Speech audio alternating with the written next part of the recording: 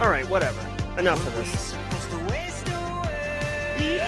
All right, welcome everybody. Trying to deal like audio issues 101. Hey, it's a day that ends in Y. I'm over here trying to like Stream Deck, not Spotify, and podcast didn't show up. Million other things. Good morning. Today is Wednesday, April 19th, 2023. Showing 8. Okay, so cool. All right, good morning, everybody. Hot mess on fire, coming at you live, early Wednesday morning on the East Coast, even earlier on the left coast where I'm going to be later today. So if you're coming in from Cali, welcome back to Cali, okay? I'll be there soon. Welcome to episode number 348 of Simply Cyber's Daily Cyber Threat Briefing Podcast. I'm your host, Dr. Gerald Auger, and over the next 45 minutes, me, you, Cyber Munchkin, Joseph Dahar, Lego Sec, Carrie Marcus Seiler, Shakira, and so many of the Simply Cyber community, including yourself, will be tearing through the top cyber news stories of the day, and I will be giving my opinion and analysis on each of those stories, on what it means to you as a practitioner, so how you can operationalize that this week or next week, or in your job, period. It doesn't matter when. Or if you're looking to break in the industry, you're going to get wicked value out of here. You're going to hear terminology. You're going to meet people. You're going to learn concepts, threat active behaviors, what's coming, what's going. You're going to be asked in any job interview, how do you stay current? This is a great question. What's up, James McQuiggan? What? Did we just become best friends? Yep. Good morning. Coffee, coffee, coffee. I salute you, James McQuiggan. We got a banger today, y'all. It's going to be Worldwide Wednesday, so we will be going around the world shortly, so stay tuned for that. But before we get into it, I do want to say shout out and thanks to the stream sponsor, starting with my good friend, Eric Taylor, over at Barricade Cyber Solutions. Eric Taylor and Casually Joseph and the entire gang over at Barricade Cyber Solutions want you to know that they are dedicated to helping businesses from cyber attacks and recover from the damage done. Cyber attacks can cause massive issues for businesses and send dedicated, hardworking business owners into turmoil. But Barricade Cyber Solution knows how to mitigate the damage done by cyber incidents. Believe that they can help you either in advance to get prepped for a boom, or when boom happens, you want to have them on speed dial. Eric Taylor and Barricade Cyber Solutions should hand out magnets for people to stick to the fridge in the coffee break room of every business. So when crap hits the fan, you can just be like, go to the break room, get the number, right? That's what's up. Also want to say shout out and love to Panoptcy Security, who are doing wonderful things in the InfoSec community, including helping businesses understand what their actual risk is and how they can invest their time, their people, their money into doing actual meaningful risk reduction. Well, how does this work, Jerry?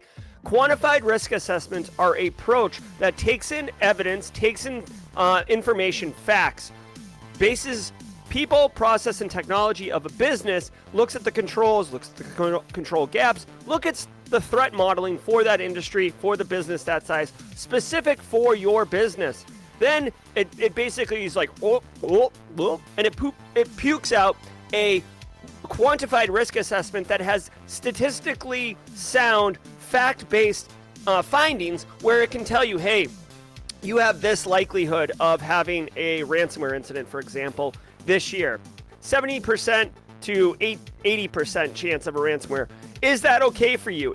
Are you willing to take those chances, right? Now you can have a more meaningful risk appetite discussion with the business instead of just saying, you're kind of like in the yellow-orange area for ransomware. Is that okay with you? Because the business doesn't know how to digest that information. Quantified risk assessments, they cost a little bit more. They take a little bit longer, but they have way more value, which is why, people are willing to suffer the burden of more cost, more time. If you want one of these high-value risk assessments, contact Panoptcy Security.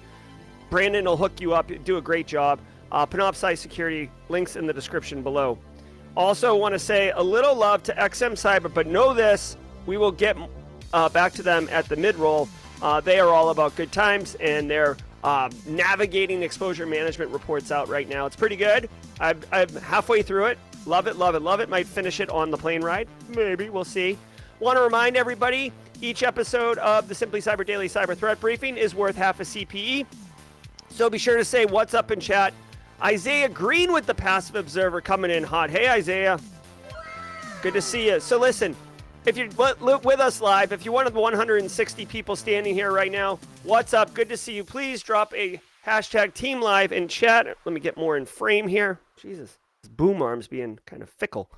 If you're one of the 160 here, good morning to you. It's great to see you. I hope you got a cup of coffee, a cup of tea. If you're maybe in, I don't know, like Eastern Europe, Western Asia, maybe you've got like a bourbon or some kind of wind down drink, whatever you got going on. Welcome to the show. I'm grateful that you're here. If you're watching on replay, hashtag team replay in the comments. Let me know that you were here. I love engaging with you. All you regulars in the team replay, you know that I ping across the comments. Typically in the evening as I'm sitting on the couch after I put the kids to bed, and I'm like, yeah, what's up? What's up? What's up? So love that. Also, Team Hybrid, I know there's a couple of you out there who get here late, 2x the stro until you get caught up to me, or caught up to all of us, and then you're live with us. So Team Hybrid, I love it. And then my personal favorite, y'all, hashtag Passive Observer. We already said what's up to Isaiah, what's up to SSD. Good morning to you. Pumping it with the squad support. Thanks, SSD. Guys, what did Internal Stranger do? What did this crazy Aussie do? Oi, oi, oi. First industry cert? Yes. Yes. Nice job, Internal Stranger, man. Love it, love it, love it. Way to go. Hey, Will Reed, it's been a minute. Good to see you. All right, guys. If you're a passive observer, if you're shy, introverted, reluctant to step into the light, reluctantly crouched at the starting line, engines thumping and bumping in time. Okay. Say what's up in chat. Start your networking journey. Start growing your career network, professional network with hashtag Passive Observer, and let the Simply Cyber community help make you more comfortable with engaging others. Now, you know what's about to happen, y'all. We got a fun one. So we are doing Worldwide Wednesday, and I, for one, am super, super pumped about it. Now, we've got a little bit of a change of pace. Normally, I start the show with Daft Punks around the world, and many of you know this. But because of the monetization, and because I have to run the ads at the beginning and the end of the show now, I can't play that song. However, Aaron KG in chat, squad member mod, Aaron KG, may have a workaround for us. Okay, we're going to give it a shot today. Let me know. Of course, I didn't test this. Of course, I didn't test this because it's audio. And we're going to see what happens. So let me know in chat, either chat or mods, holler at me. Guys, let me put up this little thing.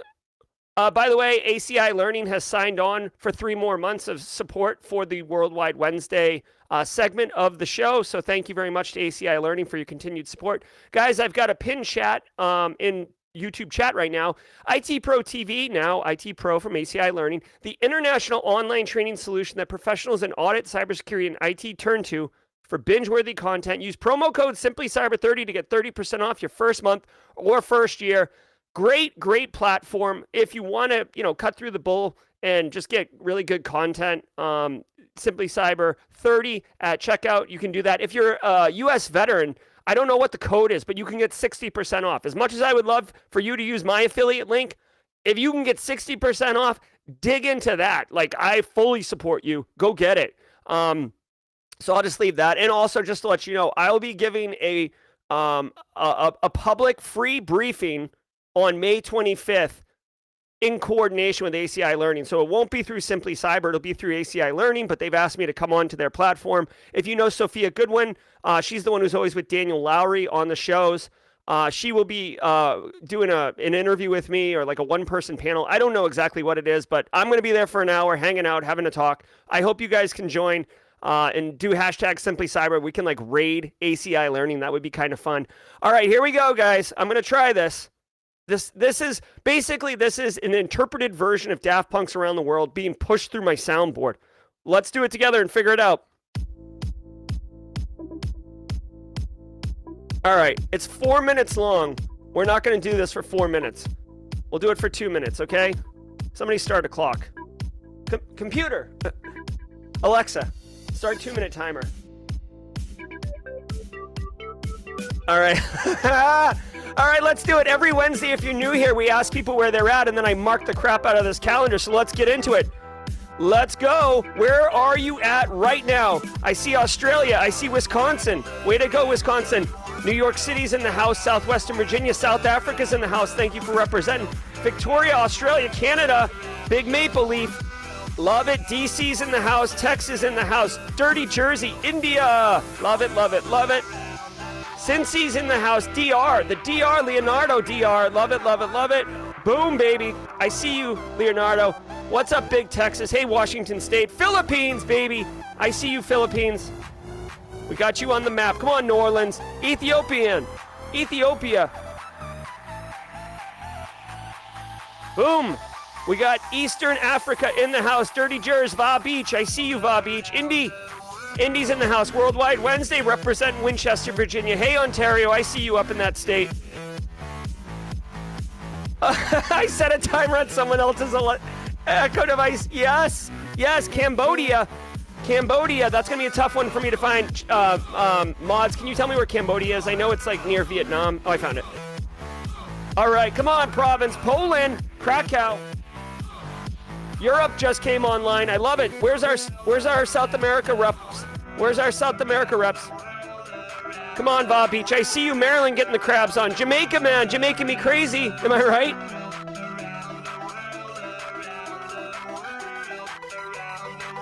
All right, we got Jamaica. Germany's in the house. What's up, Germany? France, baby. Let me know if France is in the house. Pac-Man, BP, are you in France? Because you got to be there. Czech Republic's in the house. France is in the house. Thank you, mods. Czech Republic. I do want to go to Czech Republic. Where are you? Oh, Echo. Or Alexa. Stop timer. All right, so 2 minutes passes. We're going to round it up right now. Did we get any South America? South Korea was in the house. DR. Oh, Dominica, not Dominican Republic. Oh, I'm sorry. Pakistan in the house. We'll do a couple more. Ireland, baby. Love it. Get that right. Pakistan. Yep, Pakistan was here. I saw it. Ireland, Czech. I didn't get Czech Republic. I couldn't find it. The UK's in here. I love it. We had no South America today. All right. South of Poland. Czechia. Is Czechia the new Czech Republic? I know that's a little uncultured to me, but... Ugh. All right, Costa Rica's in the house. The CR, babies. Representing. Getting some love from the United States. All right, guys. Let's pan this baby out. All right, so that is the new version of Worldwide Wednesday. We'll do 2-minute timers. Love it, guys. We're representing. We didn't quite get the whole world. South America's not in the house. Usually we get some Argentina or some Brazil. I wish if my wife was in chat, I mean, not that she's in Guyana, but could have had that. Czechia is now the Czech Republic. Oh, cool. Thanks, Adam Novak. So that's why I could never find it. All right, guys. Great job, everybody. We got, 6/7 or 5/6, because we don't count Antarctica, of the world. Great job, everybody. Just know we are diverse as well as strong. And I love it, love it, love it. My favorite activity of the whole week. Thanks again to ACI Learning for supporting that. All right, y'all. Sit back and relax. What? I was turning the wrong thing off. Pfft, idiot. All right, guys. Sit back, relax, and let the cool sounds of the hot news wash over you in an awesome wave. From the CISO series, it's Cybersecurity Headlines. It's Wednesday, April 19th, 2023. Elon Musk wants to develop Truth GPT. Yeah, get those Elon emotes out. Elon Musk said in an interview with Fox News that he wants to develop his own chatbot called Truth GPT, which Musk states will be a maximum truth-seeking AI. Musk added that this new AI would be, quote, unlikely to annihilate humans because we are an interesting part of the universe, end quote. While Musk played a pivotal role in setting up OpenAI, Musk characterized the tool's politically correct training models as, quote, another way of being untruthful, end quote. He previously criticized OpenAI for becoming closed-sourced and effectively controlled by Microsoft. Yeah, a lot to unpack here. First of all, I 100% agree. Closed source software, especially one that is as powerful as ChatGPT, kind of scary. Obviously, they're doing it for intellectual property because, let's be honest. Straight cash, homie. But the thing is, like, once you close the box, this thing is just a manifestation, a representation of the models it's trained on, which if the models are controlled, you can influence it. Now, to Elon's point here about Truth GPT, I do want to point out something really quickly. Truth is a concept, right? But it's one that can be manipulated quite easily. Like if I hold up an orange or a lemon and I'm like, this is yellow, we can all agree that's a truthful statement. This lemon's green. That is not a truthful statement, right? But what if part of the lemon wasn't a lemon wasn't quite ripe yet, right? And it's like the bud of it is green still. Well, is that a true statement or not? I mean, it's mostly yellow, but I said it's green, but it does have green in it. So that's quite a gray area. And that's just a stupid fruit example, right? We saw Cody Kinsey. If you haven't seen Cody Kinsey on Twitter, he wrote his own bot and he has it take a kind of factual statement like the little boy went to the circus and got bit by a dog. And then he has the chat bot write it as a negative framing, a positive framing, a scary framing, a reinforcement framing, like all these different framings. Each of the statements cause influence on the individual reading it. In some of the story, the dog is a vicious animal and the boy was a helpless victim. In some of the stories, the boy was an idiot and the dog was scared and bit out of self-defense, right? Like it doesn't embellish or add stories. It just adds certain adjectives, leaves certain things out. It frames. But all of the statements are still true. So my point is, when you say truth GPT, yeah, that's cool. But define the parameters of what truth is. And it sounds so easy. Like when we explain to a child, don't lie, it's very easy to have those black and white constructs, those simple Boolean constructs. But when you're doing something as complex and as nuanced as societal's collective perception of a statement or of a state, the truth, I mean, people fight all the time. Literally, people fight all the time about what is right or what is true, or, you know, political ads. I mean, gosh, can we like just point at the political smear ads, right? Like, you know, so anyways, this is a cool idea. I think, you know, I don't know if Elon said that it's the only AI that won't annihilate humans. That seems strong and scary. You would think, I don't know. AI is moving wicked fast, like kind of like nauseatingly fast, and we're all leaning into it like our own collective. Makes me think of Dr. Strangelove when the cowboy's riding the rocket down. But we'll see where it goes. I think Truth GPT is a easy concept for people to wrap their head around, but it's very nuanced and very difficult. And it could be easily manipulated, right? I forgot this. Thanks, Lego Sec 2. Shall we play a game? Southwest's operations resume after a technical issue. The Federal Aviation Administration ordered Southwest Airlines to pause its operations, including flight departures, due to a technical issue early on Tuesday morning. The airline says the data connection issues were caused by a vendor-supplied firewall failure. Support staff quickly resolved the issue and operations were restored within about 40 minutes. FlightAware indicates that nearly 2,500 Southwest flights were delayed. U.S. All right, couple things here. One, this was not a cyber attack, okay? Like, what is it? Oh my God. Hold on one second, please. Talk amongst yourselves. Just 1 second, okay? Hold on 1 second, okay?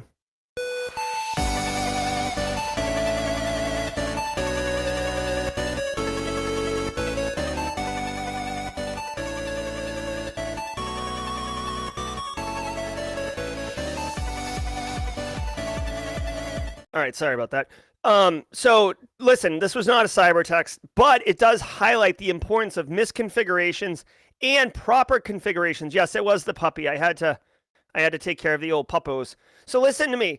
When you listen, this is important. If you are doing I don't think it was a breach. When you're doing network, like if you're going to go buy a firewall, right? Or you're going to install a firewall, or you're going to rack and stack it, and the networking guys are going to come over, or the networking ladies are going to come over and configure it, or the vendor's going to configure it, right?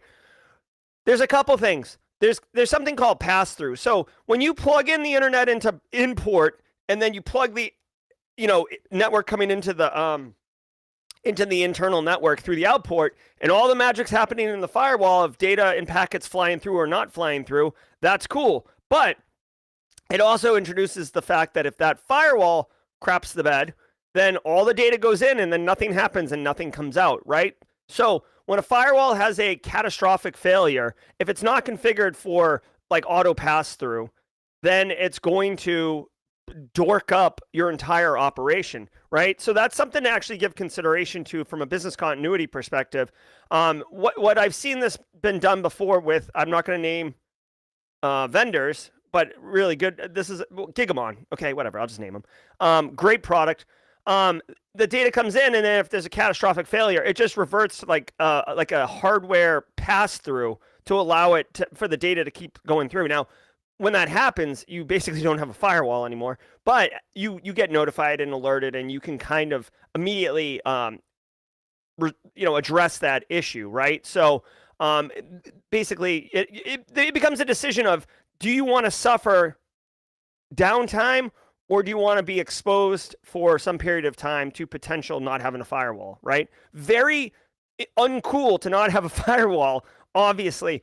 But, to Southwest Airlines, how much business did they lose because they were down for whatever period of time? And I'm not just talking about people. Yeah, exactly. DJ BSEC in chat, or BSEC is saying, HA, that's high availability. This is where it's a business requirement in some instances. You need high availability. Like, think about the New York Stock Exchange, or like investment bankers, or any of these people, like, or even like online brokerages like Coinbase or any of those. Like, if they went down, it could be really, really catastrophic. Like transactions not happening, like class action lawsuits and everything like that. So basically, I'm taking this entire story to take an opportunity to explain business continuity, high availability, and proper thinking through proper installation and operation of critical firewalls in your environment. Way to go, Southwest. I'm glad that they got things sorted out. The vendor jumped in. Who knows how it happened, right? Some Carl may have pushed a config without testing it, and it broke things. Somebody, some donkey could have like tripped over a wire in the server closet and spilled coffee on it.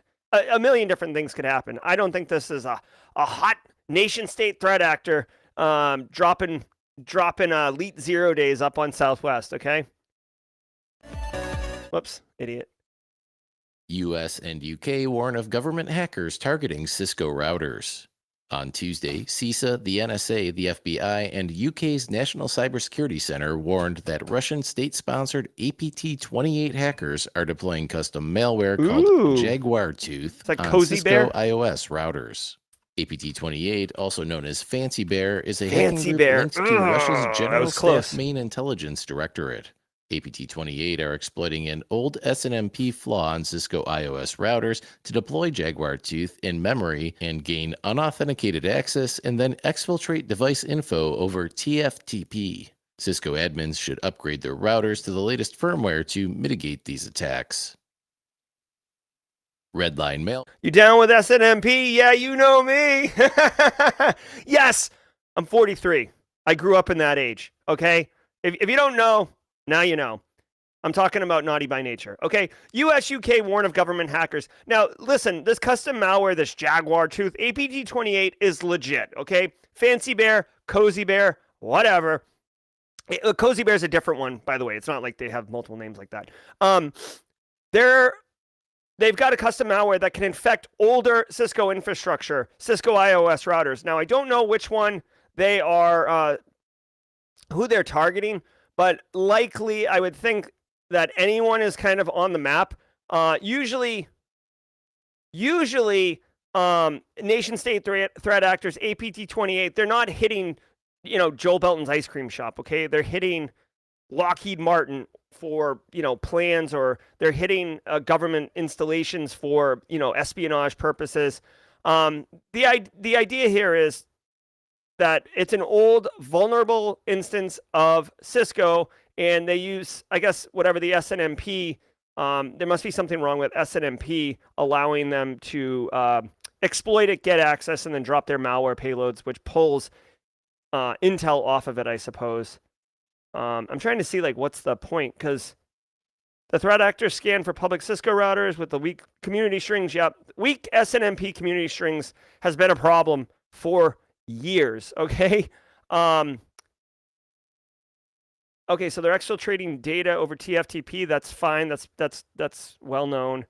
It's non-persistent, which means if you reboot the router, it disappears. Okay, that's cool. And I guess what they're doing here is they're using it as an initial foothold. So, okay, so I've got it. So APT28 scans, finds these vulnerable Cisco routers, pops them, gets in, and uses it as an initial foothold into whatever the organization is. So if you're running Cisco routers, internet facing, with a vulnerable version, then you're at risk. It's simple as that. It doesn't mean you've been popped. It doesn't mean APT28's all up in your drawers, like sand at the beach. But you are at risk, right? You're vulnerable to it. So what I would say to you is the following. A, use Shodan to look at your external IP range that you know about. Verify whether or not you have this vulnerable version of Cisco routers running in the internet-facing IP space. If yes, do something about it. If you can, either patch it, upgrade it. If you can, get your butt in gear on a life cycle replacement budget. Urgent request. Give me money. Give me money. Straight cash, homie. Prepare a threat briefing of sorts on this particular intel. It looks like, obviously you're not going to send the CEO a link from Bleeping Computer, but it looks like CISA has actually released guidance on what to do. So, yeah, so you might be able to find like a CISA, .gov type thing. You can find something from Cisco, basically to kind of help enforce the request or help bolster the request for additional funds and get your butt in gear. That's it. Get your butt in gear. When nation state threat act, here's the thing though, it doesn't matter if it's APT28 or if it's lapsus, braggadocious, arrogant young hackers, or if it's just some curious nitwit, right? If it's out there and it's wicked vulnerable and you can find it on Shodan, then it can get popped. Now, the Jaguar Tooth malware goes a little bit further and it's a little bit more refined, so it might be less likely to get caught, which is what makes them an advanced threat actor. But my point is, you shouldn't be running these old Cisco routers, period, end of story, okay? Lifecycle replacement, people, that's the name of the game, all right? The final thing I'll say on this, lifecycle replacement. Everybody complains when something isn't there. I don't have access. I can't see this thing. We need the technology. All right, you buy it. You get the user account, whatever. You put it in. All right, everybody's winning. Yay. And then you guys pivot somewhere else. You stop using the on-prem exchange and you move to O365. You stop using this custom web app that John Rogers developed in 1999 with an access database that has somehow an internet-facing web app that is wicked janky. But we stopped using that in 2007, Jerry. We don't use that. Yeah, but it's still on the network. I can still hit it. I can see it from anywhere on the planet. I can do it while go in flight. Get it off the network. No one ever does.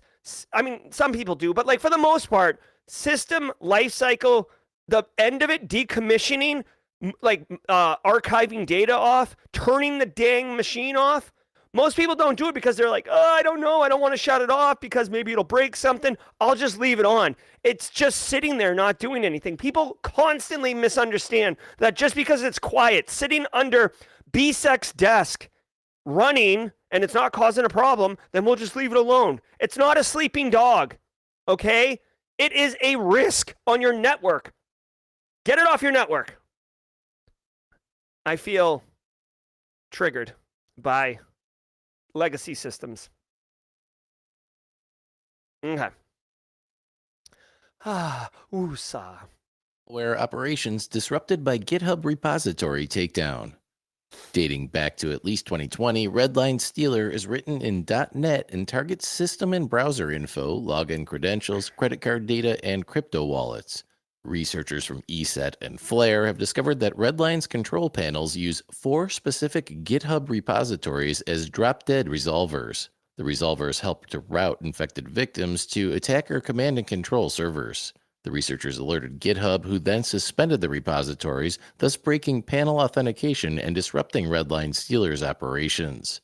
So far, the researchers have not observed Redline falling back to any other channels. All right, I'm a little confused by this. So Redline Infostealer, you should definitely know about. If you've been with the show for a minute, you know about it. It is next to like Raccoon Infostealer. Redline is the most, from my perspective, and threat intel people, let me know. But Redline Infostealer is like the most ubiquitous commodity Infostealer malware. You can get it on dark webs for like $100. It's very effective. You see it all over the place.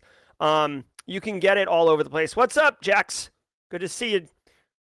Coming in strong, almost May, Ajax. Okay, so 4 GitHub repos used by Redline Stealer panels were suspended. So, GitHub is an open repository for open source software. I have a GitHub.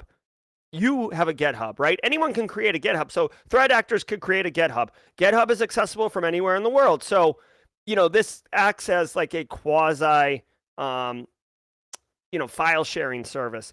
Also, because it's open repo, if some of these projects, right? If someone requested to add to my code in my GitHub, it would be a little sus because I don't really actively develop large software packages. But for some of these other large ones, right, like Apache Tomcat or Sysmon or not Sysmon, but oh my God, not Swift on security. Like Florian Roth has a Sysmon config, I think, or Swift on security. Anyways, my point is, for some of these larger GitHubs that have multiple developers, it's not uncommon for someone to request to check in, check out. You could bury some Redline malware in there, and basically, I don't know if they did that or if these were 4 like kind of just malicious accounts altogether. But they were set up in order to act as control panels for interfacing with the Redline Infostealer, basically like part of their C2 network. Now, one of the things I don't get, nobody blocks GitHub. That's a great point, James Randolph. It always looks ubiquitous. I mean, it always looks like legitimate traffic. Here's the one thing I don't get. Typically, okay, and please, someone in chat, let me know. Typically, GitHub shows code, right? And you can download it. You can, if it's Python or whatever, you can read it, whatever. But it's just static code. It's like a file repo. C2 panels, right? Admin panels are typically like web servers. They serve web content, and you can like look at them and interface and send commands and see like what you controlled, and you can do C2 type stuff for your compromised hosts. So the weird thing is I don't see interfacing with GitHub in a control panel method, and that's the one thing that's confusing me. So I don't know if it was like they push a certain file to GitHub, and if the C2 panel, the infected host sees a certain file with a certain file name in a certain directory on GitHub, then they take some action. That's the only thing I could think of, but whatever. Good on Microsoft, good on GitHub for keeping it clean up in there. All right, now let's do the mid-roll. And now a word from our sponsor, Pentera. This episode of Cybersecurity Headlines is made possible in part by Pentera. Today, over 60% of cyber attacks involve the use of exposed credentials. Now, for the first time, security teams can address this critical threat head-on. Pentera collects an organization's leaked credentials and automatically tests their exploitability across the external and internal attack surface. Pentera's customers find that leveraging the Pentera automated security validation platform as part of their exposure management strategy increases their ability to identify security gaps, improves the efficiency of remediation processes, and maximizes their security readiness. To learn more, visit pentera.io. That's Pentera.io.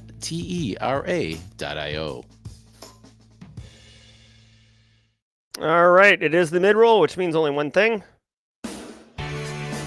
All right, guys, thank you very much for all being here. I appreciate it. We got 239 of you live with us right now, having a great Wednesday morning.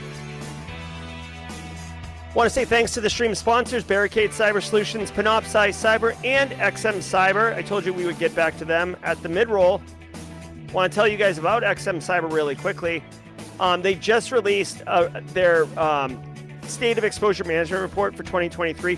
Organizations, your organization, my organization, Oprah, you get an organization, right? They're all overwhelmed with thousands of exposures across their cloud, their on-prem environments, and it's constant, right? Monthly basis, weekly basis, daily basis. There's always new stuff coming in. That's why we do a threat intel briefing every single day. So efficiently reducing risk is like almost impossible. So you can discover the most critical threats and practical tips on how to overcome remediation fatigue and actually do cyber risk reduction for your organization with a new approach to efficiently reducing risk. Check out XM Cyber's 2023 State of Exposure Management Report. It's based on Intel. There's a lot of great factoids in it. There's a link in the description below. It's like a bit.ly link, I think, or a tiny URL. It's one of those. You'll see it. Click on it and grab up the 2023 State of Exposure Management Report and let me know what your thoughts are. I think it's pretty interesting, pretty cool. If you are getting value out of this stream, whether it's entertainment value, educational value, a little from column A, a little from column B, go ahead and hit the like button. We're averaging about 240 likes per show, so I love that. I've also, I'll tell you during the jaw-jacking segment some stuff I've been doing with the show. We'll see how it's going. Want to remind you, I did not send the newsletter out this week. I was on vacation over the weekend, and I didn't get to it. I thought I was going to do it, but basically, work for me is like a raging river, and if it doesn't get executed on Sunday in the time slice where I've allocated for doing the newsletter, apparently it's not going to get done. So, sign up for simplycyber.io/newsletter and get on Monday morning 3 pieces of actionable intel that you can use to reduce risk for your organization. Believe me. All right, Simply Cyber Community Challenge, my favorite thing, just right next to Passive Observer, although they're very similar. Brandon S. is the current holder of the baton on the Simply Cyber Community Challenge, so hopefully Brandon S. is here. What is the Simply Cyber Community Challenge? This is an opportunity to build your own professional network, make your own growth. Networking is so vitally important. Look, ask anyone who works in the industry or recently broke into the industry how valuable was networking, and I guarantee you 100% of them will say, I wish I had done it sooner. It's absolutely super valuable. You should absolutely do it. I guarantee you that. The Simply Cyber Community Challenge is an opportunity to do that. Brandon, please tag somebody in chat.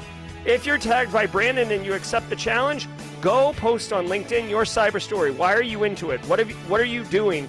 Like, what have you learned? What resources? Like, anything you want to share with the community, and add hashtag Simply Cyber Community Challenge. For the rest of the community, I challenge you to go on LinkedIn, engage with that post, leave comments, and most importantly, connect with anybody who is the original poster or in the comments, and build your professional network with like-minded, supportive, inclusive cybersecurity professionals. You are going to have an incredibly valuable network. You're going to see the power of it. I promise you. I can't promise you when, but I guarantee you, you will see the value of it. So Brandon, go ahead and tag somebody if you can.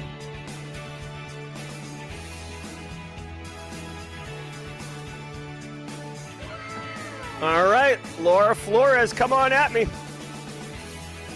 Let me know where Laura Flores is. I know she's here. All right, Laura. All right, let's keep rolling on this stream. Thank you very much, Brandon, for continuing the challenge.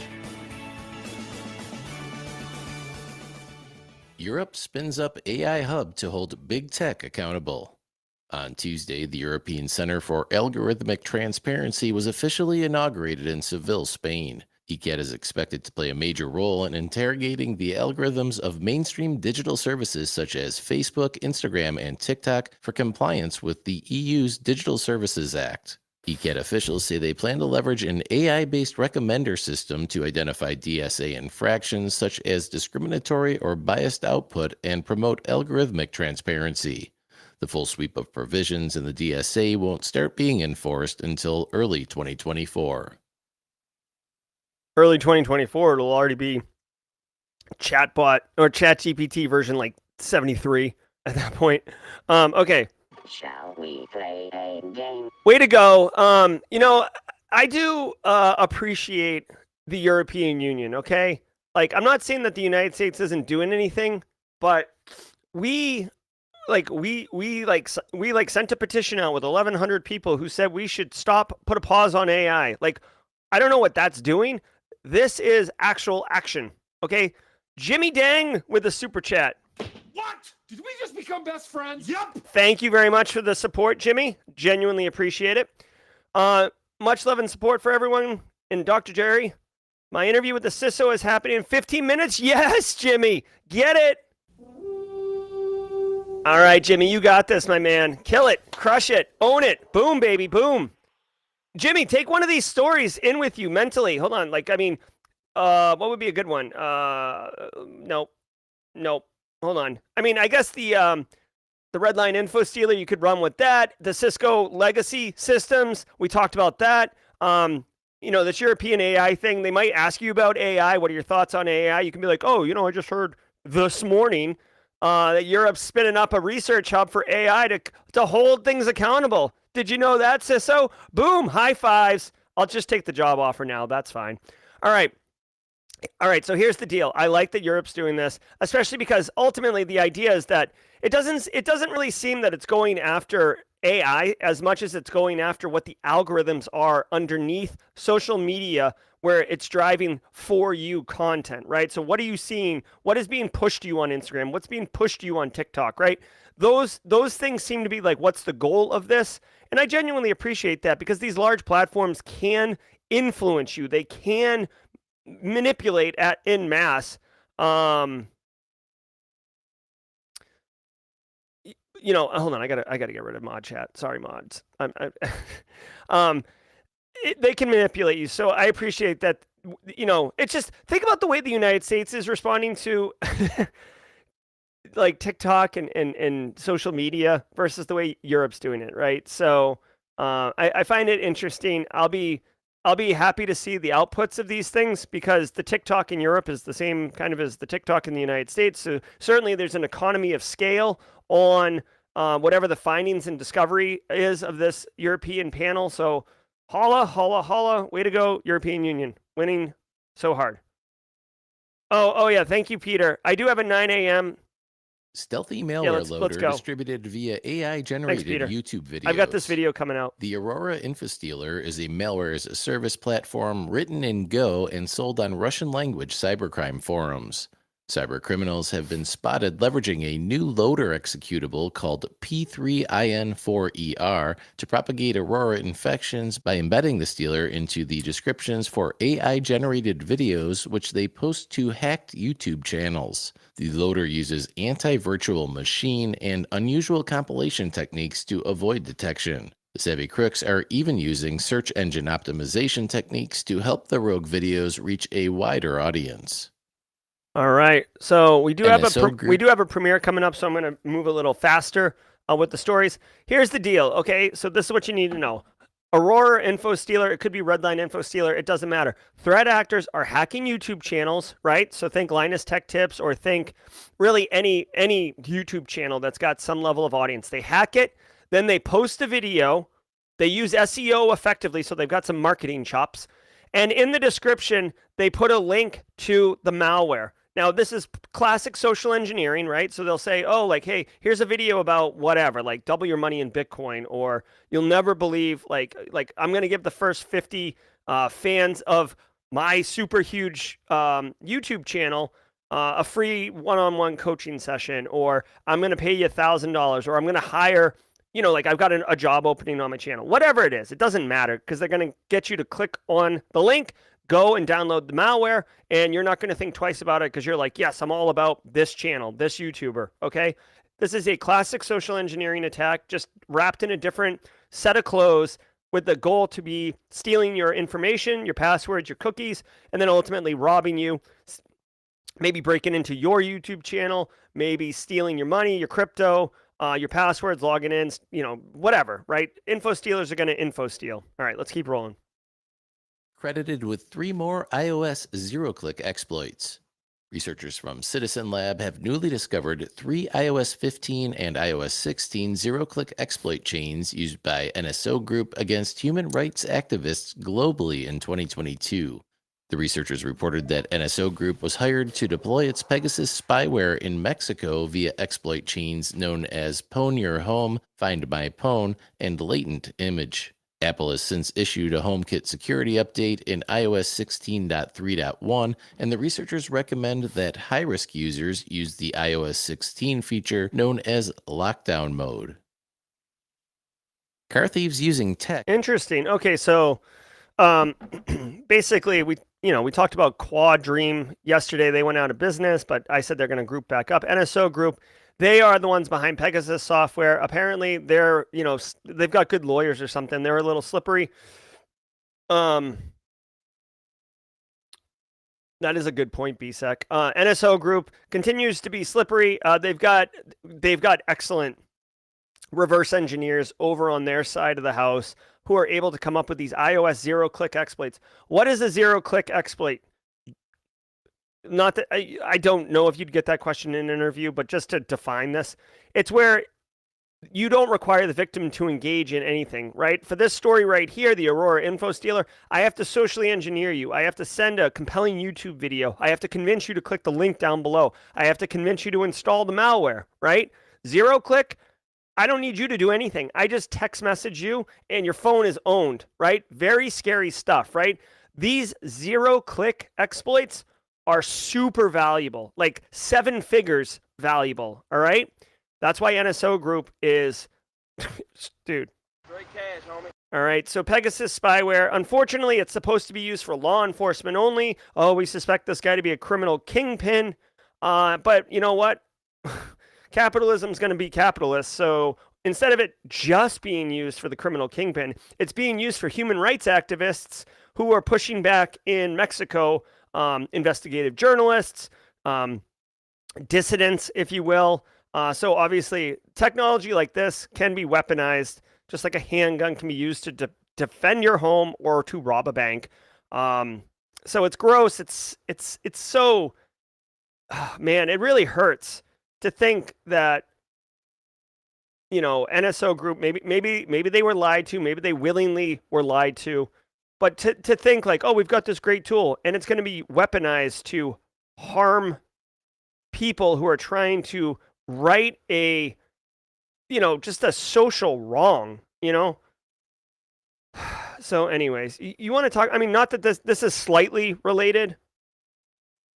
You should just know who NSO Group is. You should know what Pegasus spyware is, and you should know what zero click is. If you do have a high-end VIP in your environment, right, or someone who thinks they're VIP, you may want to tell them about this lockdown mode, right? It probably limits your features and your capabilities of your iPhone. Maybe you can't go on Twitter while you're using the bathroom or whatever, but it'll protect you from these type of zero-click exploit chains.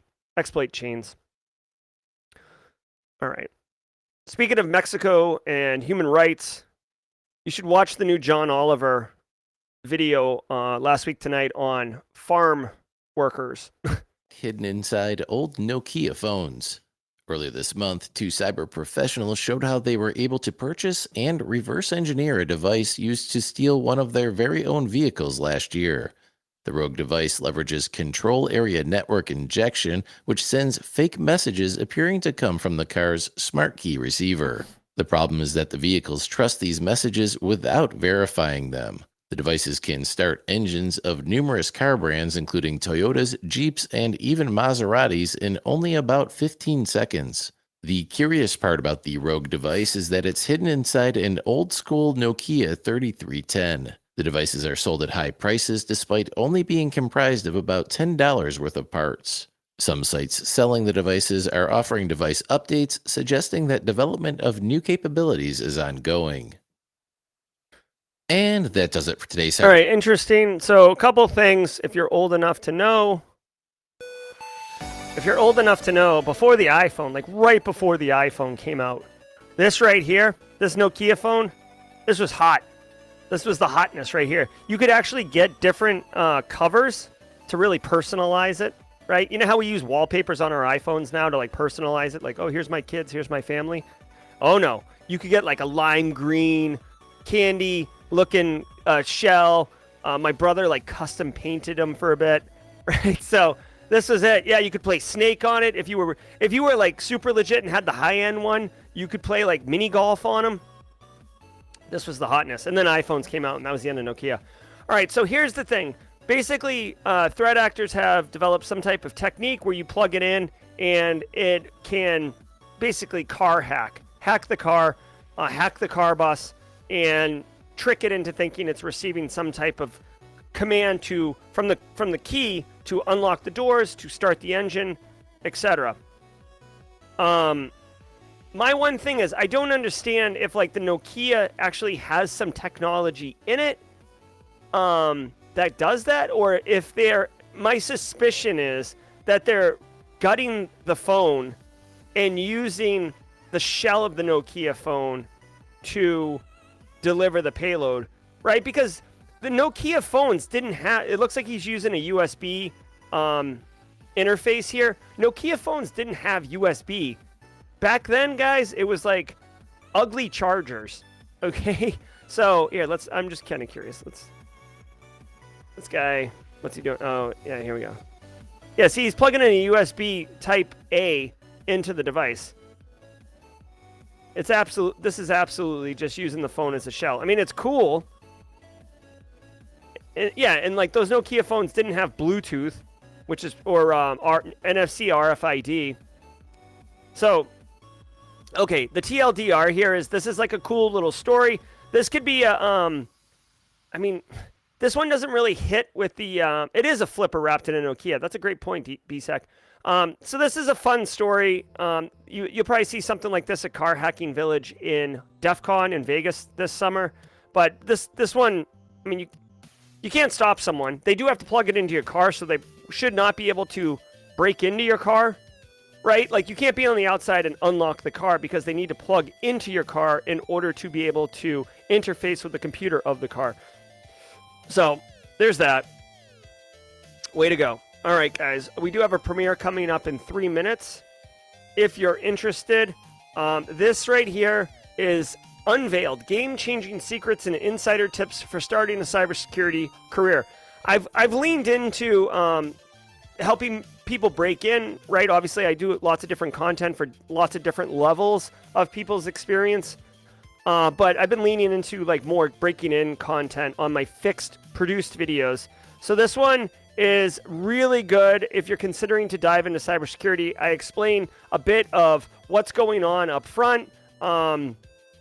I share my experiences. I talk about cybersecurity and what your role could be in it. I've worked for large companies. I've worked for startup companies. I talk about the difference between the two and why you, like the pros and cons, why you'd want to work for a large company, why you'd want to work for a small one, etc. I have bonus content in there. It's going to be fun.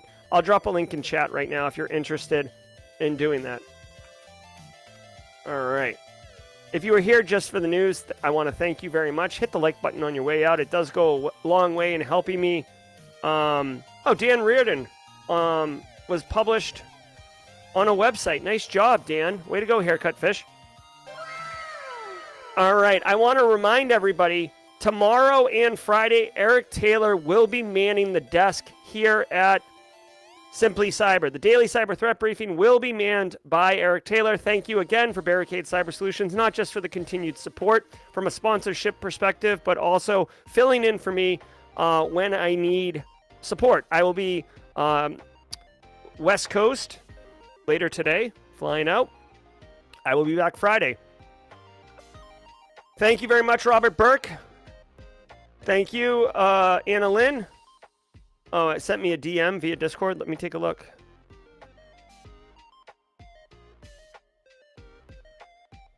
Oh, is this you, Anna?